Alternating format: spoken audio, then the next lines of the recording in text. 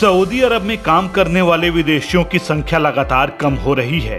पिछले एक साल में सऊदी में 5.5 लाख से अधिक लोगों ने नौकरी छोड़ दी है। विदेशी कामगारों की नौकरियों के हिसाब से सऊदी अरब खाड़ी के टॉप 3 देशों में शुमार है। सऊदी अरब में इस समय 61 लाख विदेशी कामगार काम कर रहे हैं।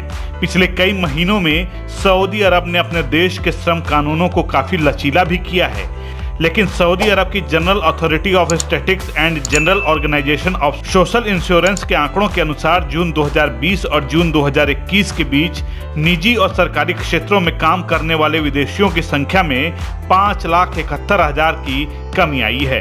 प्रतिशत के हिसाब से विदेशी कामगारों की संख्या में यह 8.52% की गिरावट है।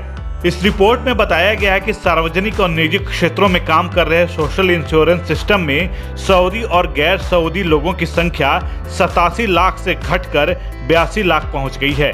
इसका मतलब यह हुआ कि सऊदी अरब में स्थानीय और विदेशी कर्मचारियों की संख्या में 5.5% की गिरावट आई है।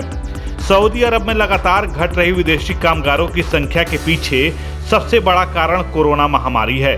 इस महामारी के कारण बड़ी संख्या में विदेशी कामगार अपने देश लौटे हैं। इतना ही नहीं, इस साल के पहली तिमाही में सऊदी अरब ने कड़े यात्रा प्रतिबंध लागू कर दिए थे, जिसके बाद अभी तक विदेशी कामगारों की वापसी को लेकर नियम आसान नहीं बने हैं। इसमें वैक्सीनेशन, कोरोना जांच रिपोर्ट और अनिवार्य क्वारंटाइन जैसे नियम शामिल हैं। कोरोना महामारी के कारण सऊदी अरब सहित कई दूसरे देशों से आने वाले कामगारों पर मनोवैज्ञानिक प्रभाव भी पड़ा है। महामारी की लहर तेज होने पर कई देशों ने विदेशी कामगारों को तुरंत वापस भेज दिया था।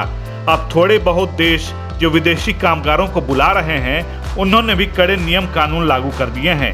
ऐसे में ये कामगार अब इन पेचीदगियों से बचने के लिए अपने देश में ही कमाई का जरिया ढूंढना शुरू कर दिया है।